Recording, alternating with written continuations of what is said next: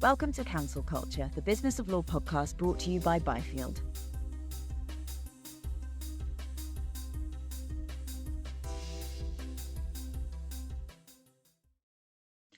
Welcome back to Counsel Culture, and we are taking a break from our guest schedule this week, and I'm joined by Ben, and we're going to dig into some of the biggest stories that we've seen this week.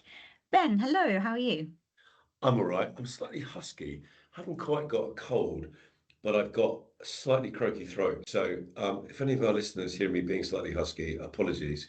Hopefully you can still make out what I'm saying. But I'm fine. How are you? Good. I was going to apologise for having the sniffles as well, but I think it's just that time of year, isn't it? But we fight on. we couldn't let it stop us from doing the podcast today. And yeah, we've got quite a lot to get through. It's it's only Wednesday, but I think we've seen some good stuff already. But how's your week going generally?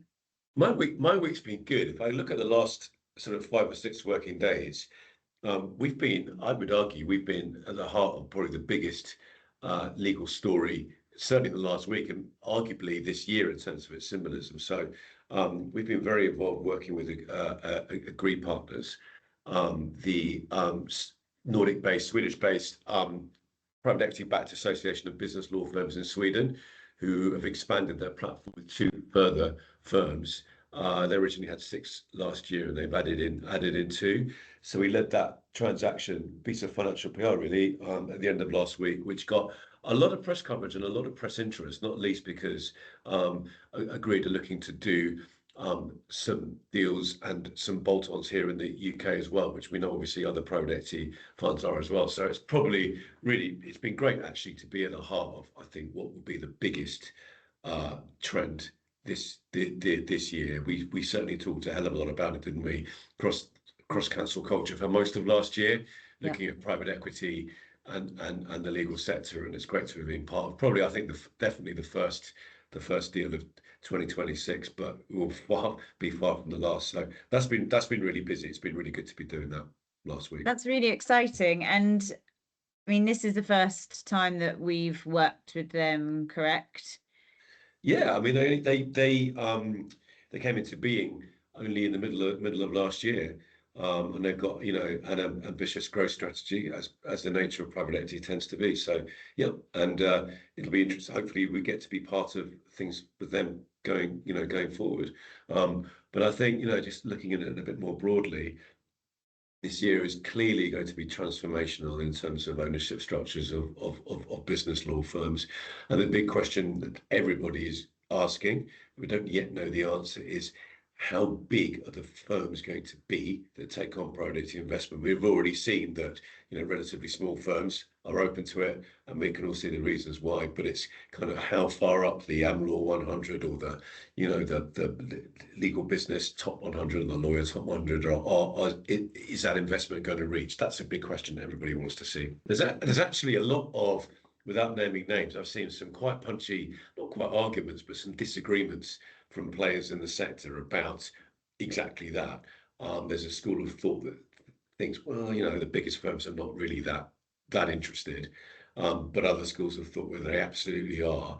And I've seen some quite intelligent arguments either way, which I kind of follow on LinkedIn. And again, the proof of the pudding will be when these transactions come, and I don't know, but it will be interesting to see. Yeah, and we'll certainly be following along. I guess that this really positive development shines a bit of a spotlight on another story that we've seen this week, and that was the dissolution or the dismantling of the Best Friends network. So that's made up of Germany's Gleiss Lutz, Chiomenti in Italy, Cuatrecasas from Spain, and France's Gide. The unbundling, I guess, it said that the agreement doesn't work anymore, and these firms will now be working independently. The Best Friends as a concept isn't something new, is it? But this seems to have kind of become as a bit of a surprise, I think, to some people. Yeah, there's Best Friends and there's Best Friends in capital B and in capital F. The latter is obviously the Slaughter and May network of firms, of which I understand is it talks about it a bit in this piece is perfectly intact. But this is an alliance of four, I say, big European law firms that you've just outlined, which is significant. It's I think it's 2,000 lawyers across 27 offices, so it's very very significant. And the messaging is slightly muddled as to kind of why and what. And I don't know any of the firms particularly, but I think it's slightly unfortunate timing, isn't it, for any independent firm, because we've talked about private equity investment and bolt-ons, but you've got, we had three massive transatlantic mergers announced at the end of last year, which should get over the line this year. And you've got places like Milan where US law firms are targeting aggressively, Paris as well. If you are an independent firm, your ability to work across borders, the need to articulate it, boy, is it more important than ever right now. The need to articulate that you can do it, how you can do it, and how effective it is, probably is more important now than ever before because of this, these huge mergers which are happening. How are you going to provide an alternative to these one-stop shops? A&O Shearman being a case in point.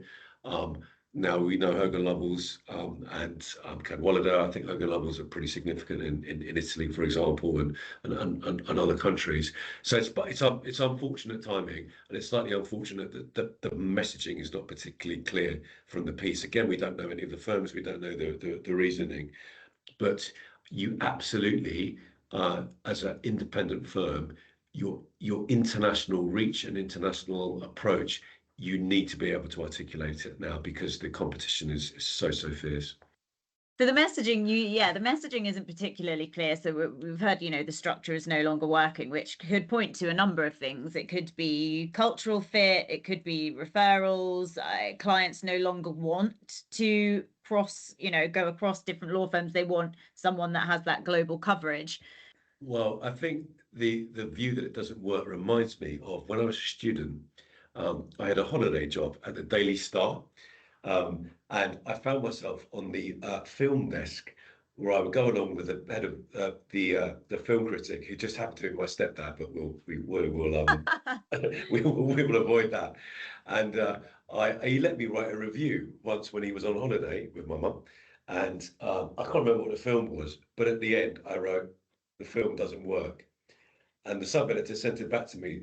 Sorry, I said the film didn't work. And the sub-editor sent it back to me and he said, "Why, did the projector break?" So you have to, it's a silly story, but it articulates the fact that you do need to, articulate what's not working, why, and how it will go forward. So yes, I think for those firms involved, there's some work to do. Other news we've seen this week: in an effort to speed up the merger clearance process, the government has set out some proposals where it would scrap the independent panel of adjudicators on high-profile mergers. This has had a kind of number of implications, and we've seen some punchy commentary saying, this is going to invite pressure from companies looking to do business in the UK, because ultimately the panel that will oversee these high-profile mergers has closer links to the government, and could be seen as therefore having undue influence. The CMA seems like it's in a bit of a tricky situation here. I find myself, whenever I'm on the podcast, talking about either the SFO, the CMA, the CMA, or even the SRA, pick your acronym, and I always find myself having lots of sympathy for them, depending on what we're talking about, and that just hasn't changed with this particular story. So it's a piece by Susie Ring in the FT yesterday, which she describes exactly as you just have, where it seems, I think the CMA blocked no mergers last year for the first time in many years. And the government has seemed to be keen to make sure that continues by removing a lot of their power to do so, and their perceived independence. And I think this is a bit challenging, really. And it all, points to the narrative of US tech and US firms wanting to do deals here, and keeping them on side. It always was a bit of a badge of honor, wasn't it, to be seconded to the CMA or to be linked to be head of it. Equally, the takeover panel and things, because if you are a private practice partner, it gives you good experience when you come back into the fold. I'm not sure I kind of want to be there now. with you, because you're such a, sorry to use a cliche, but a political football.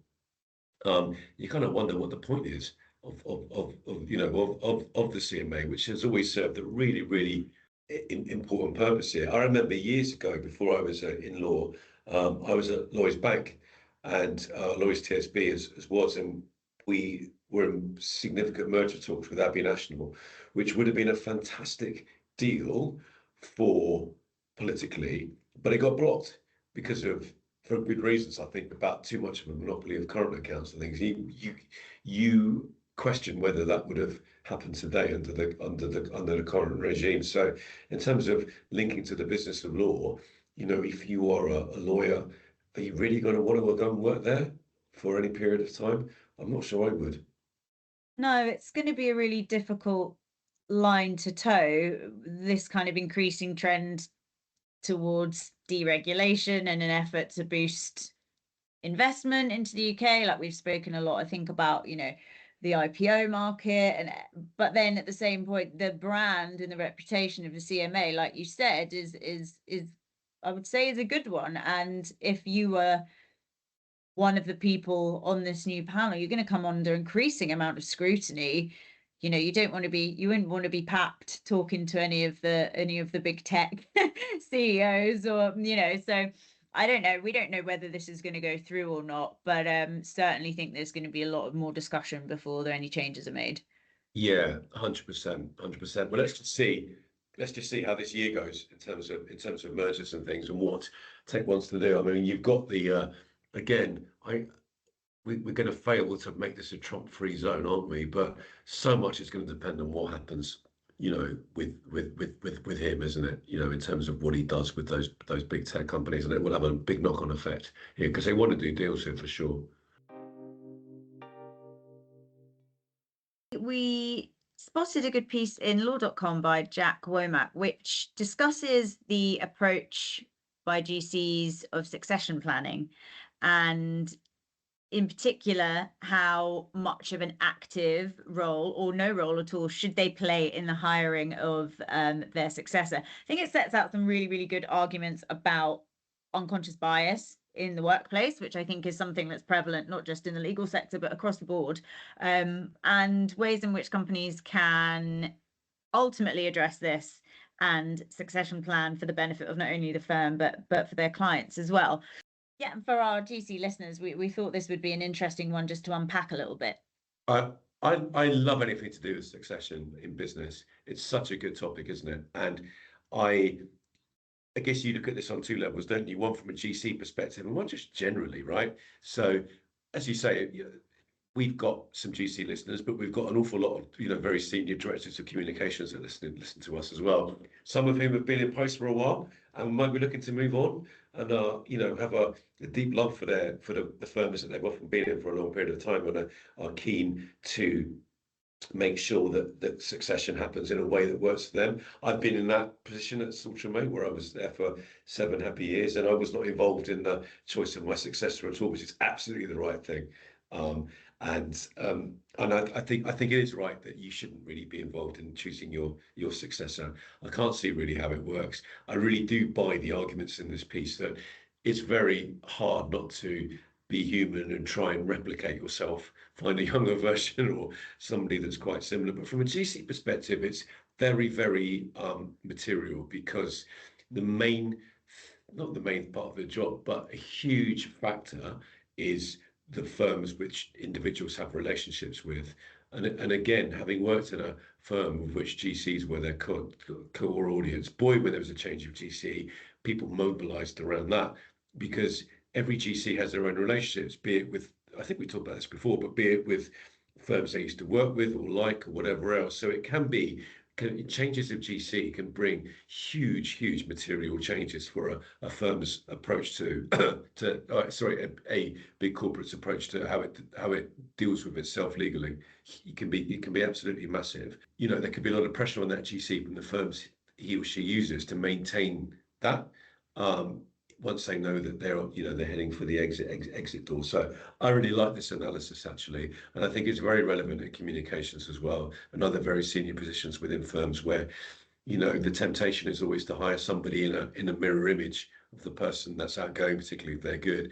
But often real success comes from doing something different, but not the opposite, which also happens as well. It's a bit like the England football manager, isn't it? You always tend to get an English person, and then they go for someone from overseas, and then they go for someone English again, and all that kind of stuff. So it's almost like the opposite.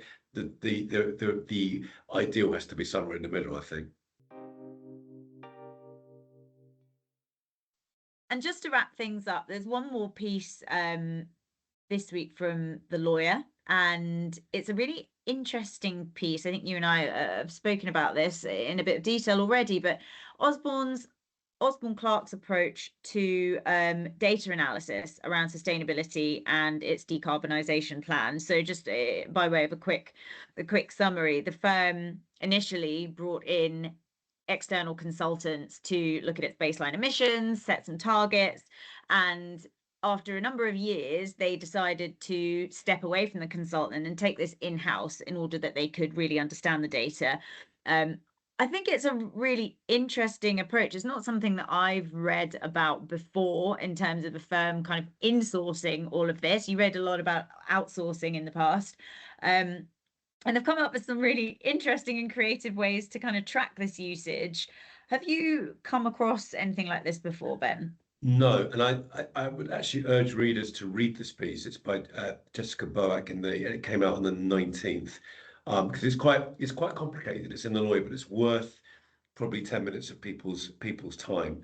I haven't. What Osborne Clarke have done is they've taken a step back, and like all decent firms that care about the environment, they've looked at the science-based targets, but they've taken a further step back and thought, well, hang on, it's important we hit them, but it's also important that we actually make sure that the data that is telling us whether we have hit them or not is accurate, and how do we do that? And they've made some really, really interesting things, including hiring a data analyst in their sustainability bit of their firm to look at the data, which I think is terrific, actually. And again, I do urge people actually to read this in its entirety rather than just to listen to us analyze it. But it's really good, and it's obviously at a time when environmental concerns are not top of the agenda at the moment, and for US firms, they're absolutely not, for reasons which we don't need to go into. So I was really pleased and happy to see this piece. The other thing that I really like is they're very creative and very realistic at the same time. And they're kind of saying, okay, we understand, and Osborne Clarke is a quite significant international firm these days, that if you do need to travel, try and do it in a smart way. So, if you are going to go, if you are needing to go to London, and then you are needing to go to Paris, go to London and then go to Paris on the train directly afterwards. Don't come back to Bristol or whatever, and then fly to Paris. And the other thing I really like is, we are going to give people environmental targets. And if you exceed those, you're going to pay for the Christmas party, or you're going to have some form of what I call a positive penalty, which I think is great. And it's just it's a creative, responsible approach to something which remains, despite the rather sadly the political agenda moving away from it, something very important, which is the preservation of our planet. So I think it's probably quite a good place to end, and a bit of a hat tip to Osborne Clarke. That's everything for Counsel Culture this week. Thanks for joining us, and thank you, Ben. Cheers.